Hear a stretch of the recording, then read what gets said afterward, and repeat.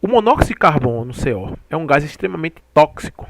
Ele interfere no processo respiratório dos vertebrados. A gente já teve uma questão nas aulas passadas com o CO, né? Pois se o gás carbônico estiver presente no ar, haverá no sangue uma competição entre gás carbônico e oxigênio. Infelizmente, grande parte da população convive diariamente com a presença desse gás, uma vez que ele é produzido em grandes quantidades onde, certo? Então é uma mistura de biologia com química, tá? E a gente já falou, já teve uma questão, eu acho que foi a PPL 2019, né? Que caiu muito parecido com isso.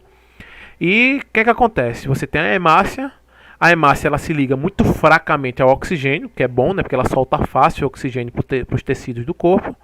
Então, certo? Se liga mais estável ao CO2, mas quem transporta a maior parte do CO2 é o plasma sanguíneo. Só que quando o CO, o monóxido de carbono, tá certo?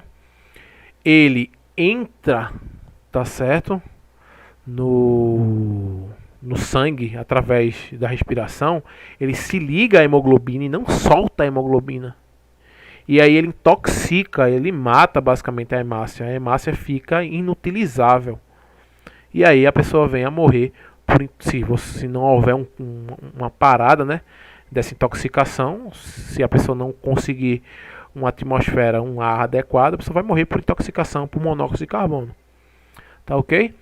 E aí, como é que esse CO ele é produzido? Tá certo? Lembrar, o CO2 ele é produzido numa combustão, onde você tem carbono, você tem oxigênio suficiente. Então é basicamente você vai ter 2 oxigênios para cada carbono, daí CO2. Se você não tem oxigênio suficiente, você vai formar somente CO, porque tem pouco oxigênio. Então, no lugar fechado, que foi a questão da PPL 2019, você tem a formação de CO, por exemplo.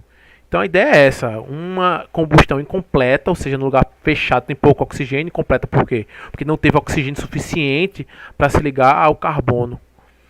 E aí está dizendo aí, essas grandes quantidades de CO são produzidas nas queimadas em matas e florestas? Não, porque você está num ambiente aberto, tem muito oxigênio correndo ali, tá certo? A mata ela está ao ar livre, então você tem oxigênio suficiente para poder formar CO2, tá certo? A formação de CO é muito pequena. Na decomposição da matéria orgânica nos lixões urbanos, não, basicamente o que vai acontecer é a formação de metano, tá certo? O principal gás produzido vai ser metano, tá certo? Que é quando você tem um ambiente anaeróbico, tá certo? Não tem oxigênio, basicamente. Então, se não tem oxigênio, tem como formar CO, tá certo? Mas tem como formar CH4, tem que ter hidrogênio ali, tá certo?